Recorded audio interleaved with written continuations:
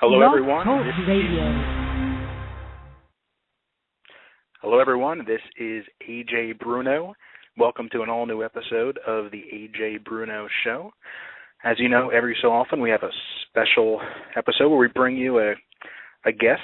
We've had a lot of different types of people on in the past, and tonight we have Ben Hansen, a former FBI agent, and the host of SyFy's Fact or Faked Paranormal Files. We have a lot to discuss with him tonight. I know some of you have questions you'd like to ask. You can either ask that in the show chat or call up, and we'll try to get you on the air. If we have time, we have a lot of topics to discuss, though. I think we have Ben here on the line, so let's put him on. Hello, Ben. Thanks for joining us. You're welcome. Thanks for having me. Great. It's great to have him on the show. I guess let's start with if you could talk a bit about your history, how you went from being an FBI agent to getting into investigating paranormal activity. Okay.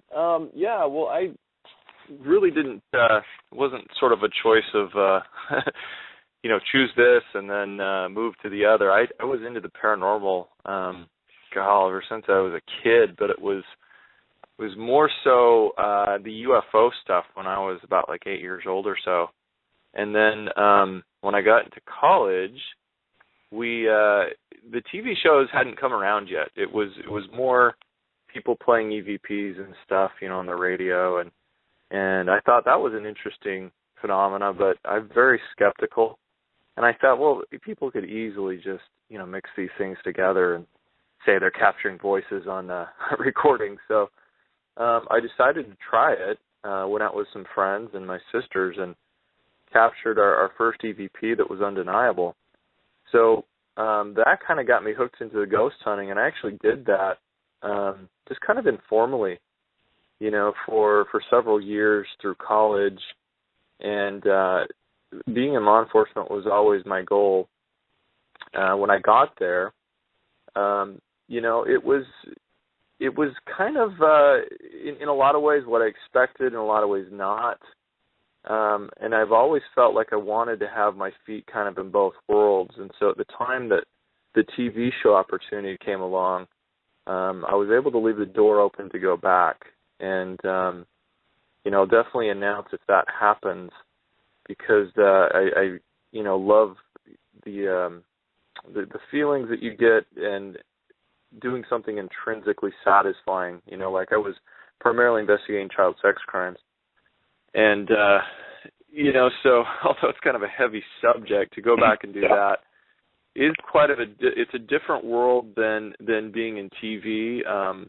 There's a lot of similarities, a lot of differences. And I was lucky enough, though, to be able to make a transition to be able to work full-time and get paid in doing something paranormal, because if you don't, if you're not like actively writing books, and even those who write books, I don't really know they, are able to support themselves very well, or being on TV, then it's not like Ghostbusters.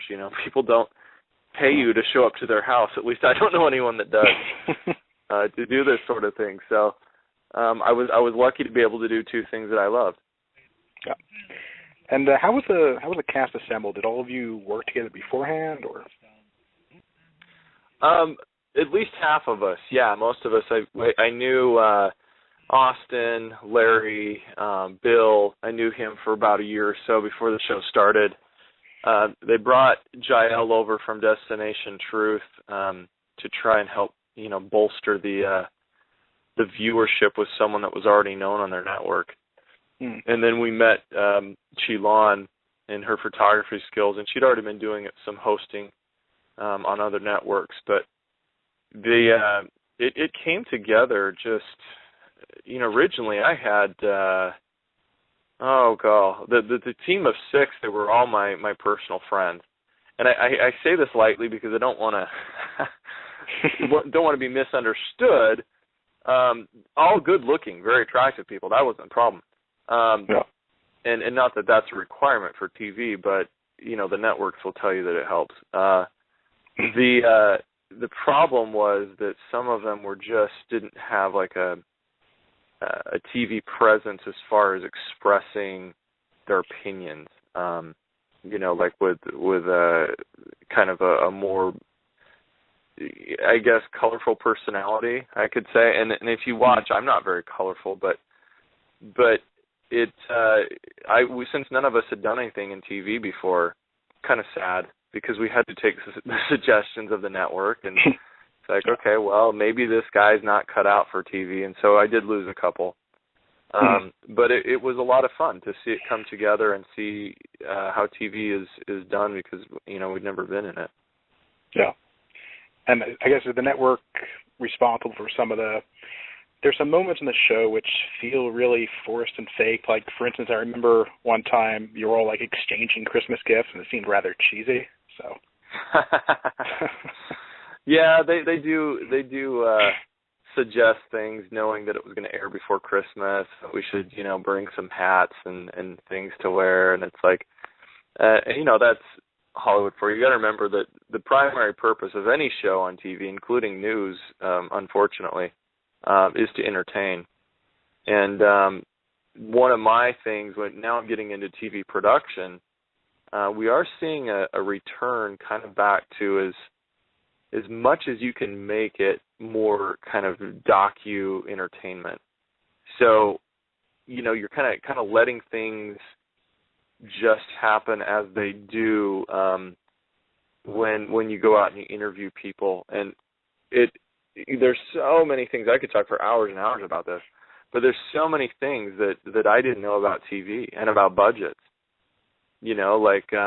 For example, we would love to do more international cases, but we were limited to how many we could bring to the table, because we just can't afford go around the world, like every episode. Yeah. So it's just the way the world of Hollywood works. Yeah. Actually, on that note, when you're deciding on cases, now, is it actually picked when you're all talking like a group, or has it been determined beforehand by you and other people?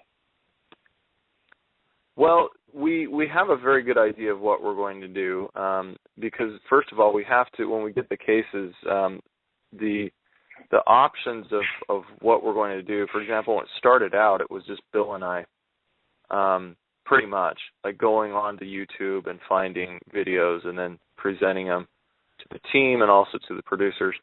When the second, third season came along, we were actually having more people submit to us. But even when you have people submitting and you're looking at the cases coming in, there's a lot of logistical stuff. For example, does this person seem like they're willing to appear on TV? Or are they asking for a ton of money? Can we afford it? Then we also had to look at, have we done similar things like this already? Have we already used a show where we have an experiment, with lasers on glass? Even though that might be the perfect experiment for it, we may not choose that case because it just doesn't make good TV to repeat things like that. And there are some things that the network gives us notes on. They're seeing, they analyze these trends and stuff all the time. Maybe people are responding better to UFO cases, so we try to look for more of those. And by the time we sit down in the Situation Room, if Austin had found a case or something like that, sometimes earlier in the week, he would have already sent it to me, and we would have had time to look at like some notes, on what we can, different backgrounds of stuff of that phenomenon. We could already look at it, and other times it's just right there, brand new to us, and so you kind of get our reactions like, what? Yeah. So it's a little bit of both. Yeah. Now, was there like one or two cases you remember that shocked or fully convinced you beyond measure?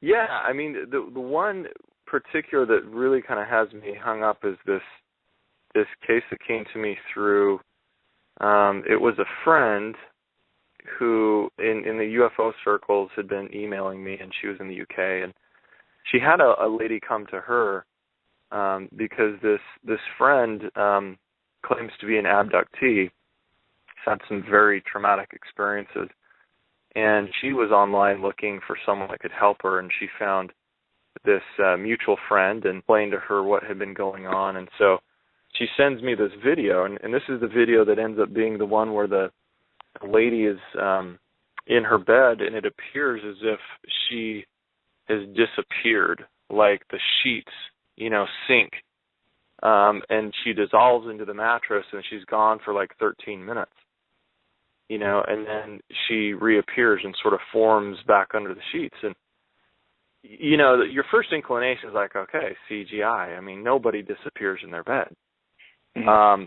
But when we got there, even before we had this tested by JPL and analyzed, I really got a sense of the woman and her spouse being very truthful. This and I've interviewed a lot of people who have experienced sexual abuse and things like that, and this was very traumatic for her. She responded in a way like, even if this was not an alien abduction, she acted as if she had been, interacted or abused in such a way. And so whatever it was, I felt like, hey, she's telling me the truth of what she experienced. What is this? And I'm still baffled. I mean, because we showed how somebody could have built something, inside the mattress, like a hydraulic lift. We showed how, maybe if someone rolled out of bed, but that wasn't so convincing. But at the end of the day, I really don't know what happened there. And the great thing about it is that she will not tell you she knows what it is either. And I kind of am wary of those people who have an answer 100%. She doesn't know. Yeah. I remember that particular case, actually, and the only thing I think it could have been was a trap door in the bed, and, if she wasn't faking it, then that was it. Well, exactly. I mean, if it were faked, it would have been difficult, in that I don't think that she would have been in on it at all. I think it would have had to been her husband, but it would have been immensely cruel, because I feel like she truly and sincerely believes that this happened to her. And her husband seems like a very nice guy. I don't know why you would do that to your wife, to drive her crazy and make her think that, she disappeared. But it was either that, and if it was, it probably would have had to been CGI, and you would have had to take that tape, put it back on the DVR, have her discover it. Very, very complicated. And for what? Yeah. These people weren't looking to be on TV or anything, and just very odd. Yeah. And I actually had my own, extraterrestrial experience. I don't know for sure if it was, but there were other people who saw that. I was a lot younger, and I looked outside my backyard window, and there were these bright blue lights flashing in a circular formation. I still remember it to this day. It was really eerie. I don't know if you've ever seen anything like that, but it was. Yeah. Wow, not anything like in flashing lights like that. I've had 3 spectacular. I guess we classify them as UFO sightings, and again, I don't know who was flying the craft, but I've seen things that have left me wondering for days. Yeah. What the government is covering up? Like, what do they know? To what extent do you think they've been involved in all this? Well, it's really hard to say. I mean, we do know one thing. We know, for example, in the Roswell case, we know there were cover-ups. They admit there were cover-ups. They'll say that it was a cover-up because of another, top secret program, whether it was, radiation testing and special weather balloons. But the story kept changing. So it was a cover-up upon a cover-up upon a cover-up. It's been at least 3 or 4 different official versions. So whether that was the real reason was because, decades later we're still trying to hide the fact that we were trying to test for nuclear radiation in the air from our enemies, I doubt, since practically everything else has been declassified. But why why not release all the UFO files that other countries supposedly have released? I don't know. I really don't know. And if there are, just hypothetically, if there are secret keepers, if you really get into this, my opinion would be, and I'm not saying there are, but my opinion would be that that it's probably not as organized as it used to be. I don't know if there's one central group. I think that most of the military, probably practically all of our elected officials, don't know what's going on. You can see that with Bill Clinton and his interviews and what his frustration has been. He feels like he's probably been lied to. Other presidents as well. So it's very fragmented. There are probably people, if there is an ultimate cover-up, that are withholding it. And why? Why would they be doing it? Well, one of the main theories is that, again, they're still holding on to this idea that came from some surveys done in the 50s, with the CIA Robertson panel did one, the Brookings Institute, and the result was, look, the people can't handle this because it would cause chaos, and the knowledge would disintegrate religions, governments, and we're not ready for it. And now when they've re-updated those surveys, it would seem that we're far more capable of handling such bombshells, and so I think that if there is information being withheld, it's going to come out regardless. We're seeing increased sightings, and come from people videotaping it and oh, look, we got the perfect video because you can fake those. But something big or some information, being released might get the ball rolling. And finally, if there are these secret keepers, finally make it okay for them to come forward. And it may not all come at once. It might be just admitting that Roswell was something other than this weather balloon, or maybe that they've had communication of some sort. And it might just slowly start coming out so that people's reactions, they can get used to it. There's a great book written by my friend Bryce Fable called AD, After Disclosure. And they just hypothesize about all of that. Like, how would it happen? Why are they withholding? And it's great because that's all we can do right now is speculate. Yeah. Well, I know there's been a lot of books like that. Like, I don't know if you've read The Day After Roswell by Colonel Phil Corso. What he experienced there, I think, is, pretty much, unless you think this decorated military officer is making stuff up and his son is continuing to lie, I feel like that's just been totally ignored by the mainstream media, and it deserves a lot more attention. It does. I'd love to see a major motion picture, done off of it. And the only problematic area with Philip Corso, and I believe my grandfather actually knew him when there were programs on like unsolved mysteries and things. Before my grandfather died, he, according to my dad, would say, "Oh, look, it's old Phil," because he used to work at some of the same places he did. But his story, apparently, when he wrote that with Bill Burns, the people pointed out some inconsistencies and some things, and before Corso died, he said, well, I didn't get a chance to proofread all of it because Bill put a lot of this in there and I didn't have time to correct some of the things. So, but as to what portions were exaggerated, we don't really know.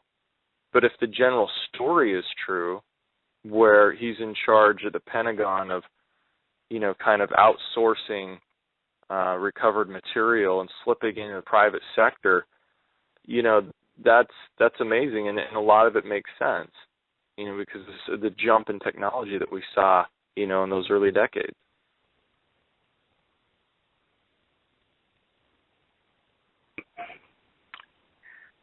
Yeah, definitely. A lot of people think that, computers and all the modern circuitry really came from some of these crashed vehicles that were recovered. So I'm wondering if that's true or not, and I'd like to find out. So.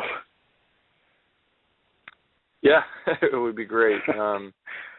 I can tell you, though, some of the things that I've seen are so far beyond conventional craft currently and the things that I've witnessed in the sky, that it would be very difficult to convince me that it's purely military. I guess it could be, but you can imagine how many people would have to be involved in the testing of something like that. And that these things, if they are ours, and we've had them for decades and decades, we can't even keep the SR-71, the U-2, the stealth bomber. We couldn't keep those things secret because they're crashing all the time, and that's how people were seeing the stealth bomber, and then one of them crashed, and they're like, okay, well, we do have this, or the Raptor, that crashed out at Edwards, and maybe these things are so far beyond that in technology that they just don't crash, but I don't know that I believe that. Yeah. How much truth do you think there is to the existence of creatures like the Bigfoot and Yeti? Do you think they're real? Why has there not been, like an actual specimen produced? What are they exactly? That is a really good question, because that's one thing, a phenomenon that I've not had a personal experience with per se. I've been on investigations where I've been woken in the night by something screaming, and it didn't quite sound human, but I've never seen one. I've never had them come and take my food or walk around my tent. But that doesn't mean that I don't think there's something to it. In fact, I've talked to several people that are very credible to me, and their descriptions seem like there's no real other option unless you've got two very, very, realistic people walking around in realistic suits. I mean, like one of the cases was the guy was in a camper trailer with his friend, and at 3 a.m. they woke up and they had on both sides, both windows, their camper was being shaken side to side, and they looked through the windows and there's these faces of Bigfoot, two of them, or others who have been through the forest and the thing scampers across the road and looks at them straight in the eye, while standing on a rock, and then ducks away. And I haven't seen a Bigfoot costume yet that has me convinced that I'm not just seeing a person run around. Yeah. So, when people tell me these stories, and then you have the physical evidence of tracks, we do have, despite what people believe, there are trace evidences of samples of hair and scat. The problem is when they have them analyzed, it doesn't come back and say Bigfoot, or even primate. Sometimes it just comes back as unknown, creature, and so that just means that with what they compared it against, they didn't have a known sample. And the research that's been done with the DNA has not been confirmed by independent parties. It's been premature in what they've announced with it. So I don't know if what we're looking at is actually an undiscovered creature. As crazy as it sounds, I'm open to the idea still that there might be something interdimensional, but there I think is something to it. Yeah. Yeah, it's just hard to imagine really that there could be a large enough population of these creatures that there wouldn't be some sort of, indisputable proof at this point. I mean. Mhm. Yeah. Well, I think someone would have shot one, by now. And yeah. I guess someone could make the same argument and say, well, what about UFOs? Someone would have shot one down. Well, that may be exactly what happened in Roswell. That may be what we did, is we were capable of shooting it down and other crashes. But the government's very adept at coming and swooping things up, whether it's ours or something else. And when it comes to the Bigfoot stuff, I don't know if the government would be out looking for it. People have the theory that, well, they bury their own. Well, you still have scavengers and dogs and wolves and the things that would come and dig stuff like that up, and we just haven't seen, I guess, the body. It's like, and I know, I understand it, I get it, and people can turn that around and say the same thing about the alien subject, but we do have witnesses, we've got some very credible witnesses who witnessed the bodies and saw them at Wright-Patterson and saw even live ones. And these are World War II heroes that would not lie to their kids. Why would they do that when they're, are ready to die? But as of yet, I've not seen or interviewed a really credible witness of somebody finding a Bigfoot body. No. Live, yes, but so what does that mean? Well, to me, that might mean that you're looking at something that sometimes is there and sometimes it's not. I know, how convenient, but I'm as open to that as you telling me that there's a animal that's tens of thousands of years old, or the same thing with Nessie, the Loch Ness Monster, a plesiosaur dinosaur, millions of years old, living in a landlocked lake. It's as best as an explanation as good as telling me that it's interdimensional. So yeah. So when you say interdimensional, what exactly do you mean like that? If you can elaborate a little bit. Well, when you do the paranormal, the ghost hunting and stuff like that, it sounds Twilight Zone-ish, but we're really talking about another dimension. You're talking about occupying the same physical space. They can't always see us. We can't always see them. And sometimes maybe the conditions, we don't know how it works, but the conditions might be just right, and they slip in and out, whether it's visible light, we're able to see them, or electromagnetic energy converted into audio that we're able to hear on recorders. They kind of slip in and out of dimensions. So I think if that's possible with people who have died, and I believe that that's what we're looking at in kind of ghost hunting, if they can come in and out, then why cannot animals? Maybe animals that would have lived here, or something like that. And sometimes maybe they're able to manipulate our physical world. I've seen, ghost hunting. I've had objects thrown across the room. We've had cameras destroyed. I've seen footprints, pushed down in leaves right in front of my face. So if that's possible, then why not a similar thing with animals, to where footprints are left when they threw into our world, or, I don't know if they actually eat. I don't know if they're, running around defecating and stuff like they say with Bigfoot. Whatever it is, it could be possible that they're only here briefly, and then, when they can disappear. I don't know if they come and go at will, or if it's accidental. Yeah. Yeah, I used to have a Ouija board, and I opened it once or twice, but the thing honestly was so creepy. I don't know if it worked or it didn't work, but I really didn't want to find out. So. It seems like that. You never know what you're opening. Yeah. I don't know. I mean, maybe the idea of being dead and then trapped in this other dimension for all eternity, I don't think that sounds very comforting. Yeah. But are there any upcoming projects you have that you want to tell us about? The summer started out pretty slow for me. I thought I was going to have time to work on some new TV shows and things, but it started to pick up quite a bit. We just finished up in Roswell, a UFO festival, and I'm heading to the MUFON, Mutual UFO Network, conference in Cherry Hill, New Jersey, which is taking place this weekend.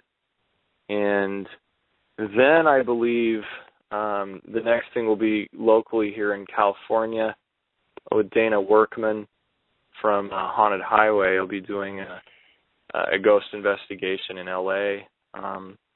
Sometime in mid-August. And, going to a couple Comic-Cons as well. And I think we're going to do, the thing I'm kind of most excited about is the Travis Walton, the story that, Fire in the Sky, the movie was based on. Yeah. He's trying to put together a conference in Snowflake, Arizona, the first ever conference where we'll be taking people to the actual site and doing sky watches. We'll be doing a tour of kind of where everything took place, and people will have a first-hand experience. It's a creepy place. It's yeah, I remember I saw that movie. I have not camped out there yet. Oh yeah. I have not been there in the overnight yet. And just in the dark when I've gone there alone, you just feel like there's something watching you everywhere. And it's probably just the creepiness of the forest. I think whatever was there was long gone, but it's a lot of fun. Yeah. Now, I know Factor Fake's on like a seemingly permanent hiatus. Is there any chance it's going to come back, or? You know, I don't like to say never, but SyFy is still kind of experimenting to see what kind of a network they're going to be. I know they really wanted to have it in some form. They were kind of thinking of spin-offs. We're still thinking of spin-offs. My next projects, I filmed a Smithsonian show. I'm on a couple episodes of a UFO doc that'll be out probably this fall on the Smithsonian Channel. But then we've got some other things I can't quite talk about yet, but it's similar.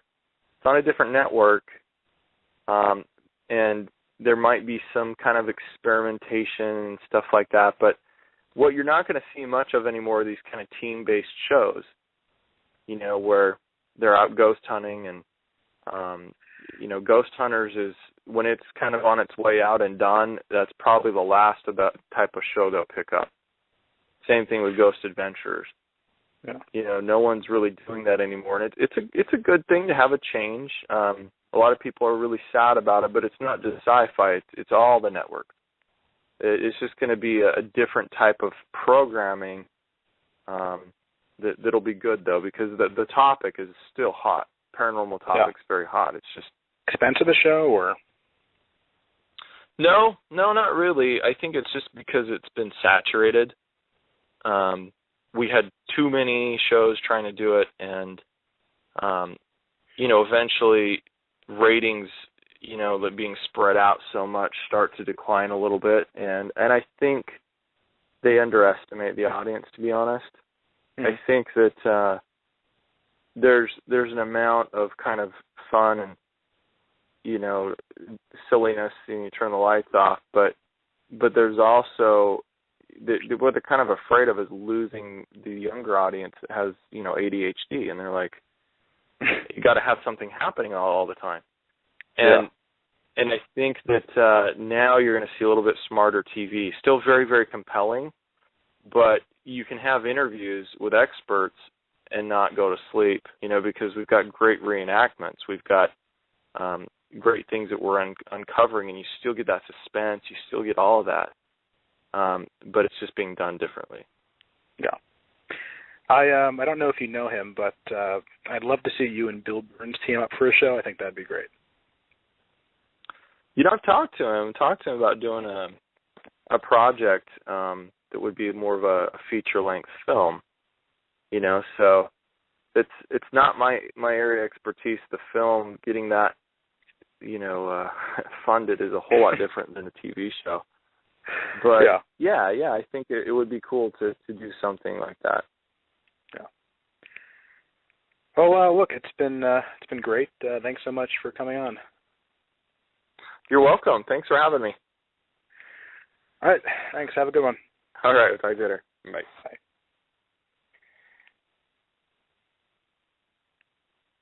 All right. That was Ben Hansen.